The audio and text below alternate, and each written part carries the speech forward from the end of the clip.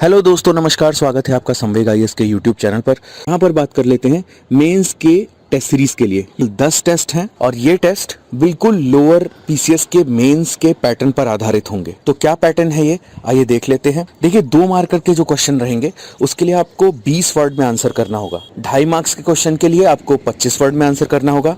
5 marks के question के लिए आपको 50 वर्ड में आंसर करना होगा और 10 मार्क्स के क्वेश्चन के लिए आपको 100 वर्ड में आंसर करना होगा। यहाँ पर प्रैक्टिस के दौरान इस बात पर जोर रहेगा कि आप वर्ड लिमिट में ही अपने आंसर को सीमित रखें। इससे 2 फायदे होंगे। एक तो अगर आप ज्यादा नहीं लिखेंगे तो समय की बचत होगी, एग्जामिनर को कॉपी चेक करने में भी आसानी होगी और आयोग की आंसर राइटिंग गाइडलाइंस के हिसाब से आपको स्ट्रिक्टली वर्ड लिमिट का ध्यान रखना है। इस टेस्ट सीरीज के पर्पस के बारे में बात कर लेते हैं। अगर आप इसे ज्वाइन करेंगे तो मेंस के लिए आपका क्या पर्पस सॉल्व होगा। बहुत से स्टूडेंट्स ऐसे होते हैं जिनको लगता है कि वो आंसर सीधे एग्जाम में जाकर के बैठेंगे और लिख लेंगे क्योंकि उन्होंने पढ़ाई बहुत अच्छे से कर ली है। लेकिन यकीन मानिए, किसी सब्जेक्ट की नॉलेज होना और उसे पेपर पर उतार पाना दोनों बहुत ही अलग बातें हैं। जहाँ किसी सब्जेक्ट की नॉलेज होना इस बात पर डिपेंड करता है कि आप कितने घंटे लगातार बैठ करके पढ़ सकते हैं और कितना समझ सकते हैं। वहीं आंसर राइटिंग के लिए आपकी राइटिंग स्किल्स, आप कितनी तेजी से लिख सकते हैं और कितना साफ लिख सकते हैं,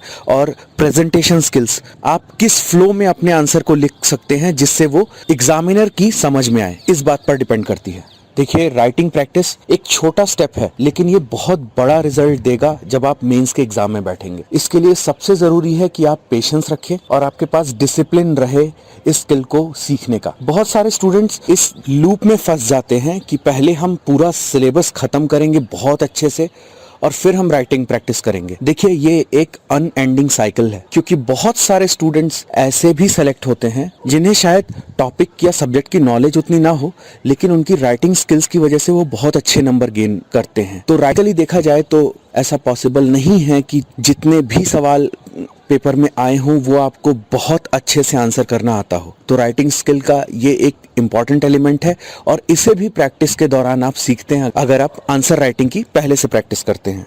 अब एक ज़रूरी बात है कि अगर आपको आंसर राइटिंग के लिए ये टेस्ट सीरीज ज्वाइन करनी है तो आप पहले पुराने जो मेंस के पेपर कराए गए हैं उनको एक बार देख लें, किस तरह के सवाल आते हैं, वो आपसे किस तरह की डिमांड रखते हैं, उनका डिफ़िकल्टी लेवल क्या है, क्योंकि ग्राउंड रियलिटी को समझने के लिए ज़रूरी है। अगर आपकी तैयारी अच्छी है तो आपको ज़रूर एक बार प्रीवियस ईयर पेपर देख लेने चाहिए क्योंकि टफनेस लेवल यूपीएससी और अपर पीसीएस से निचले स्तर का ही रहता है।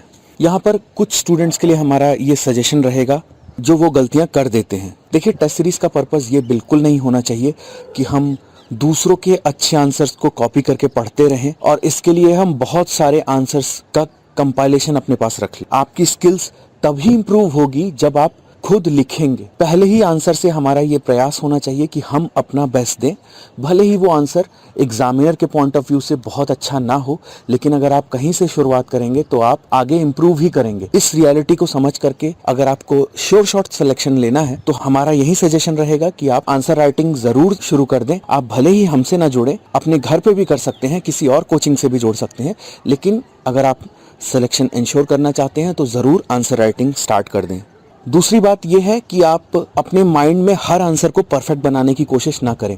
अगर आप किसी भी एग्जाम्स के मेंस का पैटर्न देखेंगे तो अगर कोई कैंडिडेट एवरेज मार्क्स भी सिक्योर करता है तो वो टॉपर्स की लिस्ट में आ जाता है। तो यहाँ पर आपको अपना बेस्ट देना है, हर आंसर को अटेम्प्ट करना है। भले ही उस आंसर के बारे में आपको पूरी अंडरस्टैंडिंग ना हो लेकिन आपकी पेरिफेरल नॉलेज का यूज करके आप आंसर को अटेम्प्ट जरूर करिए और आंसर राइटिंग के साथ ज्यादा से ज्यादा मेंस के सिलेबस को पढ़ते रहिए। तो मंत्रा एक ही है, लर्न, थिंक एंड राइट। अब इस टेस्ट सीरीज के फीचर्स को देख लेते हैं। देखिए, टेस्ट सीरीज हिंदी और इंग्लिश दोनों मीडियम में अवेलेबल रहेगी, ऑफलाइन और ऑनलाइन दोनों मोड में अवेलेबल रहेगी। टेस्ट सीरीज में बहुत ही अच्छी क्वालिटी के क्वेश्चन और डिफिकल्टी लेवल उतना ही मेंटेन किया जाएगा जितना लोअर पीसीएस की डिमांड रहती है। क्वेश्चन की क्वालिटी और सिलेबस का कवरेज ऐसा रहेगा कि जब आप एग्जाम में बैठें तो पूरे क्वेश्चन पेपर को देख करके आपको ऐसा लगे कि आप इसे बहुत अच्छे से अटेम्प्ट कर पाएंगे और आपके पास पर्याप्त स्किल्स और कंटेंट है सभी क्वेश्चंस को आंसर करने के लिए। पेपर आप ऐप या ईमेल के माध्यम से अवेल कर सकते हैं। ऑनलाइन मोड के लिए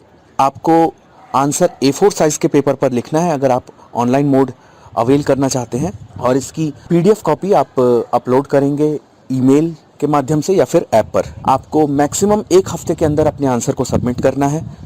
आपके आंसर का डिटेल्ड फीडबैक आपको कॉपी चेक करने के बाद उसी माध्यम से भेजा जाएगा। हर टेस्ट का जो बेस्ट कॉपी रहेगी उसे हम शेयर करेंगे ताकि आप उसे एक रेफरेंस पॉइंट लेकर के चलें कि कैसे आंसर लिखे जाने चाहिए। पेपर का डिस्कशन भी होगा, लेकिन ये डिस्कशन सिर्फ ऑनलाइन मोड पर रहेगा। अब आपकी स्क्रीन पर टेस्ट सीरीज की डिटेल दी गई है। देखिए 17 अप्रैल को वार्म अप टेस्ट रहेगा। जीएस के पेपर का 10 क्वेश्चन रहेंगे जिन्हें आपको 1.5 घंटे में अटेम्प्ट करना है। इसी तरीके से आगे के टेस्ट का डिटेल आप स्क्रीन पर देख सकते हैं। इस पूरे टेस्ट सीरीज की फीस 3,200 रुपए है, जिसमें कुल 10 टेस्ट कराए जाएंगे। तो एक बार फिर से देख लेते हैं इस टेस्ट के फीचर्स को शॉर्ट में। ऑनलाइन और ऑफलाइन दोनों मोड में अवेलेबल रहेगा ये टेस्ट। इंग्लिश और हिंदी दोनों मीडियम के लिए अवेलेबल रहेगा। टेस्ट की फीस 3,200 रुपए है। अगर आपको टेस्ट की क्वालिटी को देखना है तो आप संवेग IAS के ऐप पर जाकर के हमारे पुराने सैंपल टेस्ट जो हमने कराए हैं उनके क्वेश्चंस को देख सकते हैं, किस तरह की क्वालिटी के क्वेश्चन हैं वो, और फिर अपना डिसीजन ले सकते हैं। देखिए डिस्क्रिप्शन में एक गूगल लिंक का फॉर्म दिया है, आप उसको भर करके इस टेस्ट सीरीज में एडमिशन ले सकते हैं। तो चलिए तैयारी करते रहिए, और अगर आप मेंस क्वालिफाई करना चाहते हैं तो धीरे धीरे आंसर राइटिंग शुरू कर दें, और उससे पहले मेंस के प्रीवियस ईयर क्वेश्चन पेपर को जरूर एनालाइज करें।